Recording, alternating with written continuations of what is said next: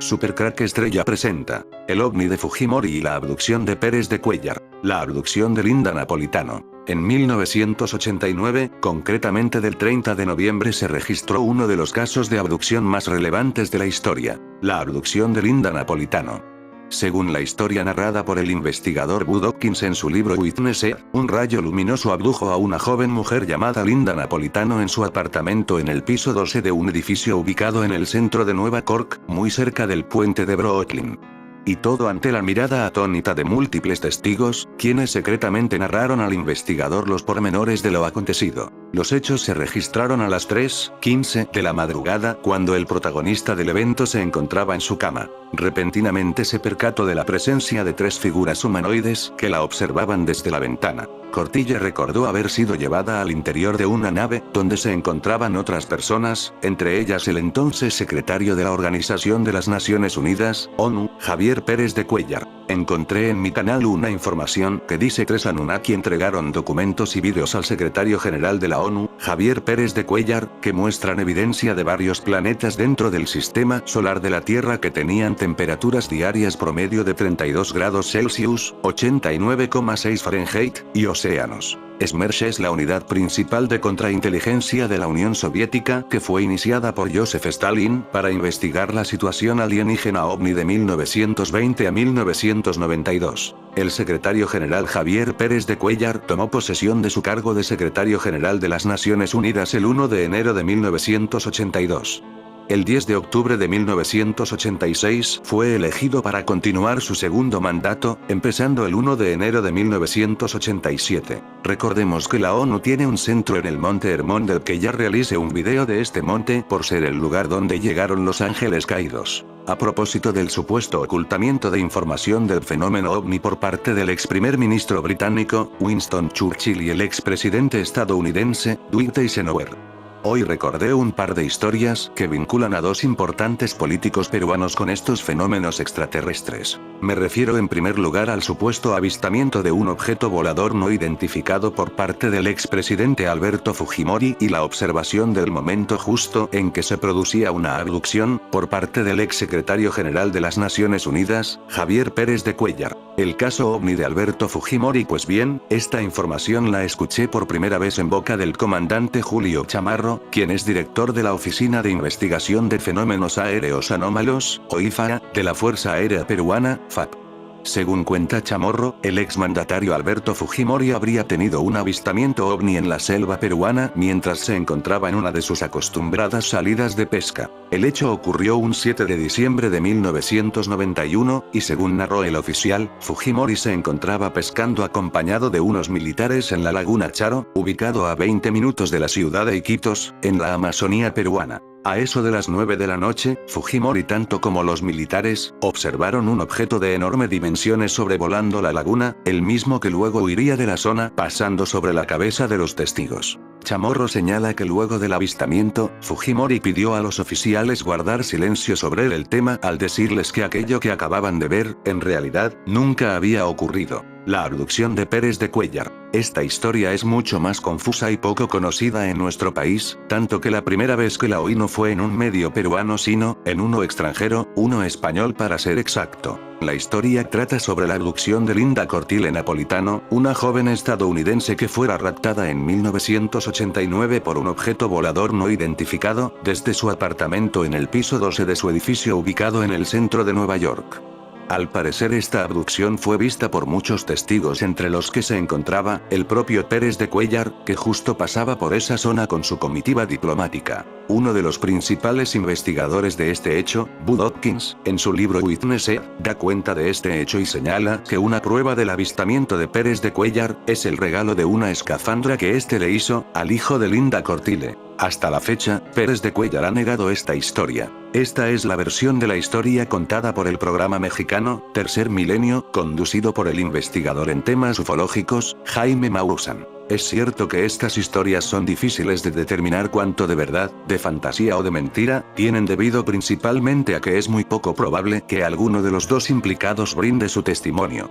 Particularmente creo que esto tiene más de leyenda urbana que de otra cosa, pero bueno, hay personas que creen que estas historias son verdaderas y que estos personajes importantes de la política peruana en verdad tuvieron este tipo de avistamiento con los no identificados. Durante la historia los gobiernos estadounidense y británico estos se han visto envueltos en una serie de supuestas conspiraciones relacionadas al ocultamiento del fenómeno ovni y de evidencias de origen extraterrestre. Políticos como el ex primer ministro británico, Winston Churchill y el ex presidente estadounidense, Dwight Eisenhower, fueron los principales partícipes en tales actos. En el Perú, dos políticos también fueron protagonistas de experiencias con ovnis. Tales políticos fueron el ex presidente Alberto Fujimori, y el ex secretario general de las Naciones Unidas, Javier Pérez de Cuéllar. El hecho habría ocurrido el 7 de diciembre de 1991, y la versión del oficial, Fujimori se encontraba pescando acompañado de unos militares en la laguna Charo, ubicado a 20 minutos de la ciudad de Iquitos, en la Amazonía peruana.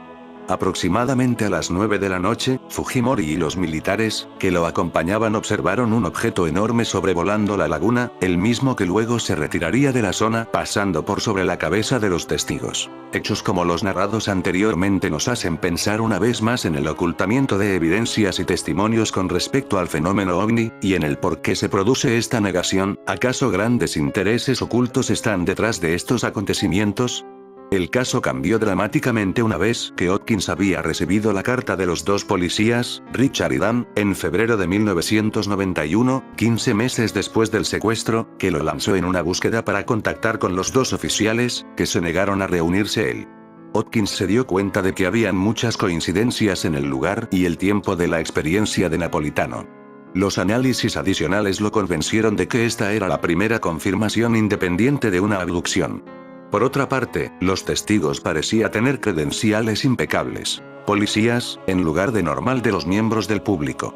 Sin embargo, tan pronto como las expectativas fueron construidos, comenzaron a desmoronarse. Hopkins pronto descubrió que los dos policías eran, de hecho, los miembros de la CIA. Los policías habían afirmado que se pusieron en contacto con Hopkins, como siempre, ya que habían presenciado el secuestro, que no pudieron sacar la imagen de sus cabezas. En cuanto a los motivos por los que se quedaron fuera del alcance, Hopkins se enteró de que estaban actuando como guardias de seguridad de una figura política conocida. Los dos hombres, junto con la figura política entonces anónima, se dirigían hacia el helipuerto de Nueva York cuando el coche se había detenido misteriosamente por sí solo. Los dos guardaespaldas y el político del entonces fueron testigos del secuestro. Casi parecía como si el secuestro habría sido organizado para que uno de los hombres más influyentes en el mundo, el secretario general de las Naciones Unidas, viera la realidad ajena por sí mismo. Ese mismo año, 1991, el caso parecía ser aún más sólido cuando Hopkins recibió una carta de una mujer, más tarde apodado Janet Kimble, diciendo que mientras ella pasaba por el puente de Brooklyn a las 3 am el 30 de noviembre de 1989, de alguna manera todas las luces de los coches y los motores en el puente, incluido el alumbrado público en el puente, se apagaron. Por lo tanto, se bajó de su coche para ver qué había pasado y vio, junto con otros conductores, una mujer flotando, a 12 pisos de altura, en un ovni que sobrevolaba por encima de su edificio de apartamentos. Hopkins debe haber sentido que este caso se estaba volviendo demasiado bueno para ser verdad. Bastaba con lo del examen de rutina, un objeto metálico que es descubierto dentro de la cavidad nasal de Linda, que sugirió que podría ser un implante alienígena. 2 semanas después de la radiografía, sufrió una hemorragia nasal grave durante la noche. Por la mañana se encontró con manchas de sangre en su rostro y una en la almohada. Una tarde los rayos X revelaron que el objeto metálico ya no estaba presente en su fosa nasal, a pesar de una cresta conspicua del cartílago acumulada, mostró que había habido una vez un implante. La sospecha es que los extraterrestres le había implantado, pero que tras el implante de haber sido descubierto, se lo retiraron, para que esta tecnología extraterrestre no cayera en manos humanas. Sin embargo, significó que el caso se mantuvo igual que todos los demás. Un caso de informes, pero sin ningún tipo de evidencia concreta, aunque el caso sigue siendo mucho mejor que todos los demás. A pesar de que los testigos solo aparecieron en 1996, Hopkins ha hecho público el caso mucho antes. Al ver que Richard y Dan solo entró en escena en febrero de 1991, cuando le enviaron una carta, Hopkins escribió por primera vez sobre el incidente en septiembre y diciembre de 1992 números de la revista MUFON UFO y había presentado una ponencia en el simposio MUFON julio de 1992, Linda, donde había estado presente y había hablado con el público reunido.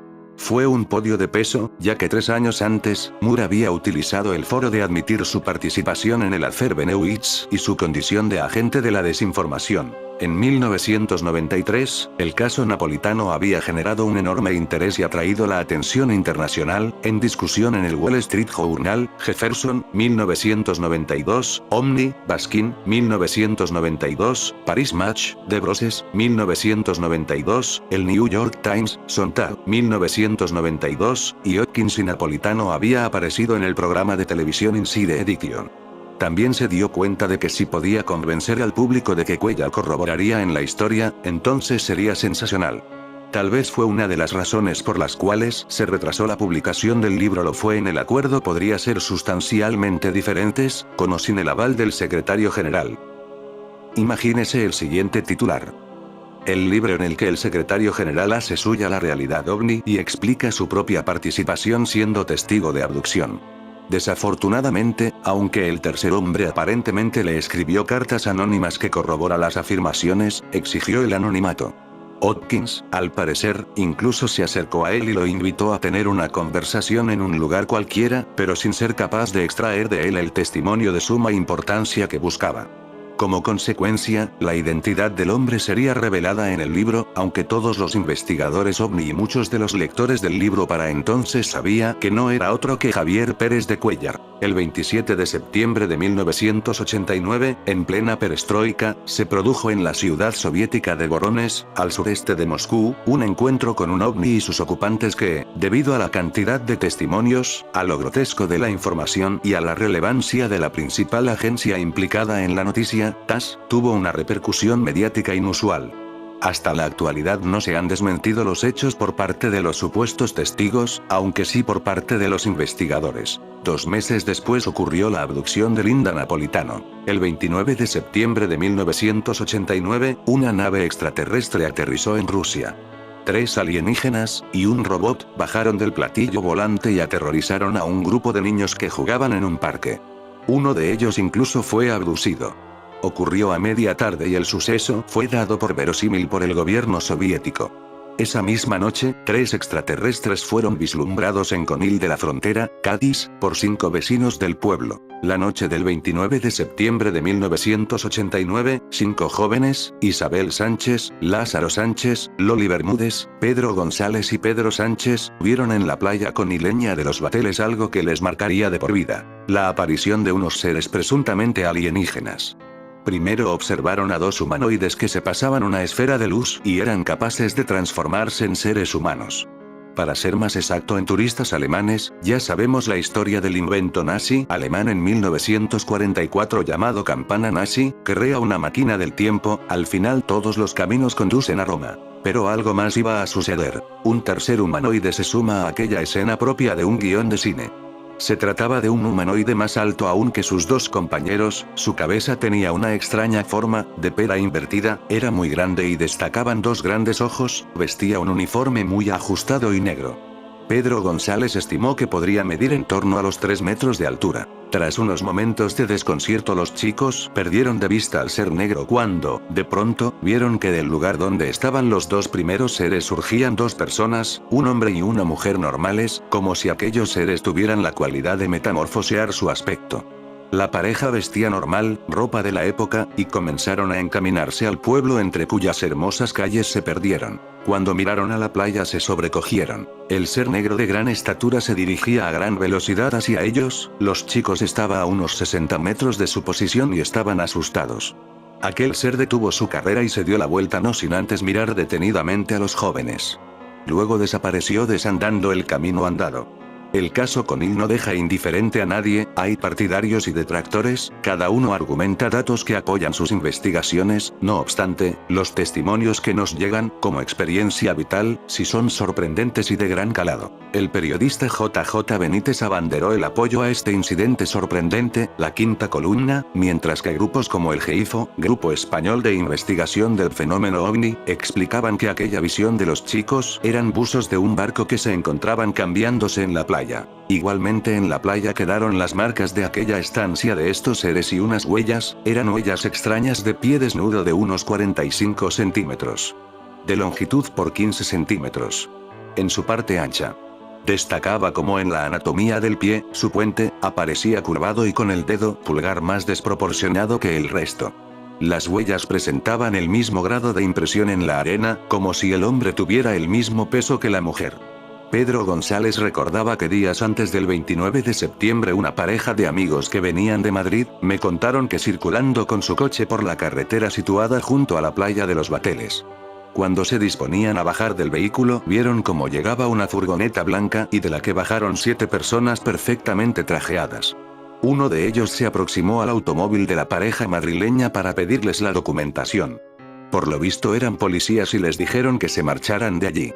Apenas 90 días después de aquella experiencia, la policía local pudo observar una serie de luces encima de las instalaciones de Telefónica, así como, igualmente, en una instalación militar cercana a la playa de los Bateles. El informe policial decía: se ha podido observar que en las inmediaciones de Telefónica existían 2 grandes focos de luz sobrevolando, dirigiéndonos al lugar por la carretera del Pago del Zorro y a la altura del camping denominado Los Eucaliptos. Nos detuvimos para observar dichos focos, se pudo observar que los focos estaban parados y no se pudo apreciar ningún tipo de ruido de aparato en vuelo, dichos focos se apagaron inmediatamente, la extraña luz reaccionó ante la presencia de los agentes, convirtiéndose en un pequeño foco de luz tenue casi inapreciable, tomando seguidamente dirección donde anteriormente alumbraban, desde las inmediaciones de Telefónica hasta unos 500 metros. Pasada la base militar, esto se pudo observar por un tiempo aproximado entre 60 y 90 segundos. Igualmente se atribuye todo este incidente a los buzos del buque dedicado a tareas de cableado en la zona Monarch, pero el marco en cuestión se encontraba lejos de la playa y es muy improbable que unos buzos decidan dirigirse a la playa buceando más de 40 kilómetros y luego salir, como si tal cosa, ponerse ropa de calle e irse a pasear por el pueblo. Evidentemente es inviable. El excelente investigador y amigo José Antonio Caravaca tiene constancia de otros incidentes en la zona, si bien destaca el sucedido el 28 de septiembre de 1989. Fue en un bosque situado en Roche, Chiclana, muy cerca de la playa de Conil. Ese día unos chicos comenzaron a sentir un extraño sonido a la vez que un viento muy fuerte lo azotaba todo. Esto creó un gran miedo en los chicos mientras, entre los arbustos, veían una firma humanoide estilizada muy alta. Javier Gala recordaba era bastante alto, delgado, tenía largos brazos y era como una sombra de color morado y marrón que cambiaba de tonalidad. Lo vimos desplazarse de un lugar para otro, parecía correr. El suceso vino a ocurrir días después del avistamiento y encuentro con el ovni de Voronezh, Rusia, del que numerosas agencias mundiales, como la soviética TASS, se hicieron eco y que llevó a la revista española Tiempo a abrir la misma con la cabecera: ya están aquí. Aquellos chicos jamás olvidarían su increíble experiencia, eran Isabel y Pedro Sánchez, Loli Bermúdez y Pedro González y más tarde se les incorporó Lázaro, hermano de Isabel. Lo que más les impactó fue que aquellas 2 extrañas criaturas habían tomado forma humana. Se habían convertido en 2 personas, un chico y una chica. Él rubio, alto y de pelo largo vestido con camisa y pantalón. Ella morena y guapa, vestía una falda negra y una camisa del mismo color. Se levantaron, y anduvieron descalzos hasta el paseo marítimo como si de cualquier otra pareja se tratase. En cuanto al ser vestido de negro, desapareció en la oscuridad después de haber mirado fijamente hacia el grupo de chavales. Los chicos recuerdan cómo a las 22:30 llegó Juan Bermúdez, amigo de los 5 testigos. Juntos fueron hasta la playa donde había ocurrido todo y observaron que sobre la arena, cerca de los montículos, se podían ver huellas, algunas de hasta 45 centímetros de largo y todas con un elemento común: solo tenían 4 dedos. A pesar de que los jóvenes habían prometido no contar nada de cuanto habían visto aquella noche, la noticia saltó a los periódicos. El 5 de octubre de aquel mismo año, Diario de Cádiz publica la información y a doble página. A mediados del mes de octubre de ese mismo año, los mismos 5 chicos son testigos de un fenómeno parecido. En esta ocasión los acompaña Jesús Borrego, policía y estudioso del fenómeno ovni. Según el testimonio que el policía ofreció en un programa de radio, el grupo vio como una pareja bajaba a la playa de Los Bateles, a la misma playa escenario del anterior encuentro. Enseguida reconocieron a los humanoides que habían visto hacía 15 días. Los siguieron y vieron cómo se perdieron en el mar. Fue todo un acontecimiento ufológico que aún despierta pasiones y recelos, pero que, a fecha de hoy, se recuerda vivamente en la localidad gaditana como el día que los extraterrestres visitaron Conil. Según los jóvenes parecían turistas alemanes o nórdicos, aunque indicaron que los rasgos faciales del hombre eran peculiares, pues tenía la frente muy ancha y el nacimiento del pelo se hallaba muy retrasado.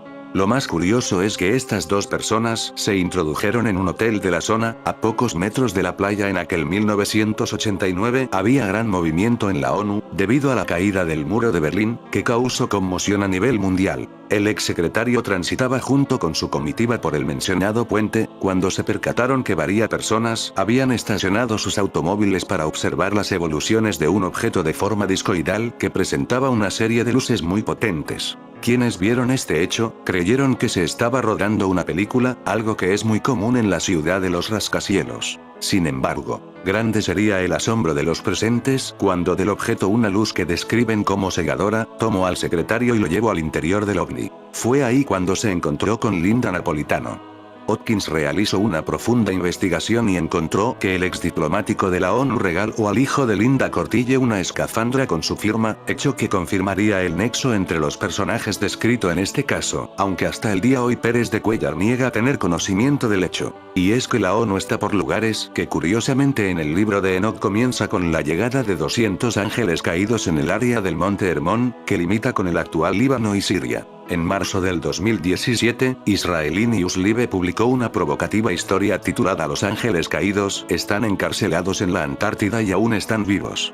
El comentarista, Steven Ben-Nun, analizó el libro apócrifo de Enoch, que describe las experiencias de Enoch, una figura bíblica prediluviana, que fue llevado a los cielos para presenciar y desempeñar un papel clave en un conflicto celestial importante. Enoch se convirtió en el principal intermediario entre los dos lados del conflicto, entre los ángeles caídos y los ángeles justos, que sirven a una deidad que todos se refieren como el Señor. Hubo múltiples problemas en el conflicto, como el cruce de los ángeles caídos y o la realización de experimentos genéticos con la humanidad, y la transmisión de conocimientos y tecnologías prohibidos a la civilización humana en desarrollo. El libro de Enoch comienza con la llegada de 200 ángeles caídos en el área del Monte Hermón, que limita con el actual Líbano y Siria. Los ángeles caídos comenzaron a cruzar y o modificar genéticamente a los habitantes locales. Mientras que los ángeles caídos habían establecido un puesto de avanzada en el Monte Hermón, fue en la Antártida a la que finalmente serían eliminados después de perder la batalla celestial con los ángeles justos, según el análisis de Ben-Nun del libro de Enoch. Él cita pasajes del libro de Enoch que son muy sugerentes de la Antártida como el lugar donde se llevó a Enoch para presenciar eventos celestiales. Y vi los vientos sobre la tierra que sostienen las nubes, y vi las sendas de los ángeles. Lo vi al final de la tierra, el firmamento del cielo arriba, y me fui hacia el sur, y ardía día y noche, donde había 7 montañas de piedras preciosas, 3 hacia el este y 3 hacia el sur. Y el del medio alcanzaba el cielo. Libro de Enoch 18, 5, 8. Lo que es interesante en el pasaje anterior es que Enoch se refiere a un lugar que ardía día y noche. Ben-Nun cree que esto se ajusta a la descripción de la Antártida durante la temporada de verano en el hemisferio sur, cuando hay luz solar las 24 horas. Este fenómeno, conocido como aurora australis o luces del sur, puede ser visible desde las latitudes altas del sur en la Antártida, Australia, Nueva Zelanda, Chile y Argentina. Respecto a las 7 montañas, esto parece referirse al monte Vinson en la cordillera Centinela de la Antártida, según Ben-Nun. También se refiere a 6 montañas cercanas en el rango que podrían calificar como las montañas descritas en el libro de Enoch. El monte Vinson es la montaña más alta de la Antártida y se encuentra hacia el centro de la cordillera Centinela. Habría destacado tan espectacularmente con sus picos nevados en la antigüedad, como lo hace hoy. Con respecto a la alineación sur y este de las 6 montañas adyacentes al monte Vinson descritas en el libro de Enoch, Ben-Nun especula que esta fue su alineación antes del evento de inundación catastrófica, que coincidió con un cambio del eje de rotación de la Tierra. Esto corresponde a la investigación llevada a cabo por Sir Charles Al Gore, quien afirmaba que los cambios de polos han sido una ocurrencia regular en la historia de la Tierra. En su libro de 1958, La corteza cambiante de la Tierra, Al Gore propone que se haya producido un cambio de polos al final de la última era glacial, alrededor de 11.000 a.C. La conjetura de Ben-Nun es interesante, pero como se puede ver en el mapa que muestra la cordillera Sentinela donde se encuentra el monte Vinson, hay muchas más montañas en la cordillera. La conjetura de Ben-Nun no es concluyente, como él mismo señala. Sin embargo, nos da una posible ubicación en donde podrían estar encarcelados los ángeles caídos, el monte Vinson y o las otras 6 montañas en la cordillera Sentinela. La referencia de Ben-Nun a los ángeles caídos, que aún están vivos en su prisión de la Antártida, plantea una posibilidad intrigante. El libro de Enoch describe un futuro, año del misterio, cuando ellos serán liberados. La Organización de las Naciones Unidas, ONU, tiene un documento que puede ser un reconocimiento de la vida extraterrestre, en el que precisa las formas de regir de las actividades de los estados en la exploración y utilización del espacio ultraterrestre. El material en cuestión se titula Tratados y Principios de las Naciones Unidas sobre el Espacio Ultraterrestre. Al referirse al concepto, en sus párrafos se lee: el espacio ultraterrestre, un medio extraordinario en muchos aspectos, es, por añadidura, único en su género desde el punto de vista jurídico.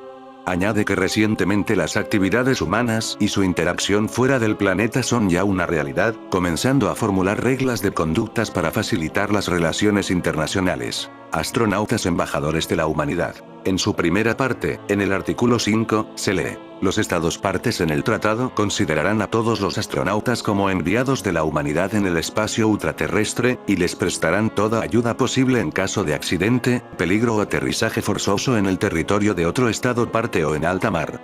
De esta manera, se puede entender que los tripulantes de una nave espacial son una especie de embajadores del género humano.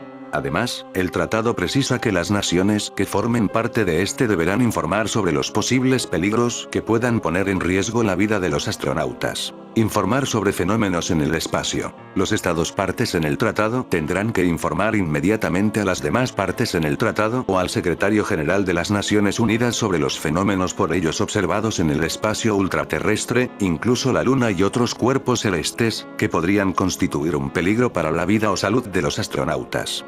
A través de lineamientos y protocolos, el documento indica cómo tratar la energía nuclear en misiones en el espacio y las situaciones que pueden representar un peligro por cuestiones relacionadas con el espacio ultraterrestre. Cuando el daño sufrido de la superficie de la Tierra por un objeto espacial de un estado de lanzamiento, o por las personas o los bienes a bordo de dicho objeto espacial, sea causado por un objeto espacial de otro estado de lanzamiento, este último estado será responsable únicamente cuando los daños se haya producido por su culpa, o por culpa de las personas de que sea responsable.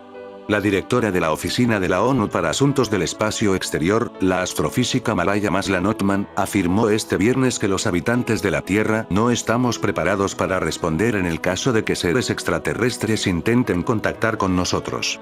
Othman, en una reunión de la Asamblea General de la ONU sobre Cooperación Internacional para el Uso Pacífico del Espacio, celebrada en Nueva York, Estados Unidos, subrayó que constantemente se descubren sistemas muy similares al solar. A este respecto, agregó que si se tiene en cuenta los miles de millones de estrellas que existen en el espacio como el Sol y los planetas que giran a su alrededor, no sería una sorpresa que existiera vida más allá de la Tierra. Cuando digo vida, no estoy hablando de personas como nosotros, pueden ser bacterias.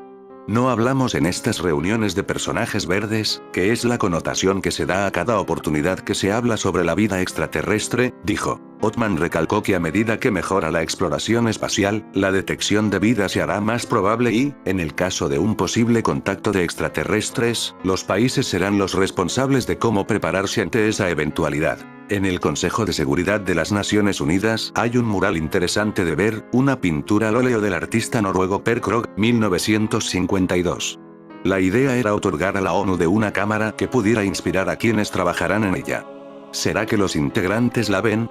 Pero si mira el cuadro te preguntarás qué es lo que miran estos personajes del cuadro. Como el niño que mira hacia el cielo, por cierto el hombre del al lado parece un zombie, ¿será que los zombies vendrás con los ovnis? Sin título, Mural de la Paz, fue pintado por el artista noruego Per Krogh, 1889-1965. Nació en Oslo, Noruega, y era hijo del conocido pintor Christian Krogh.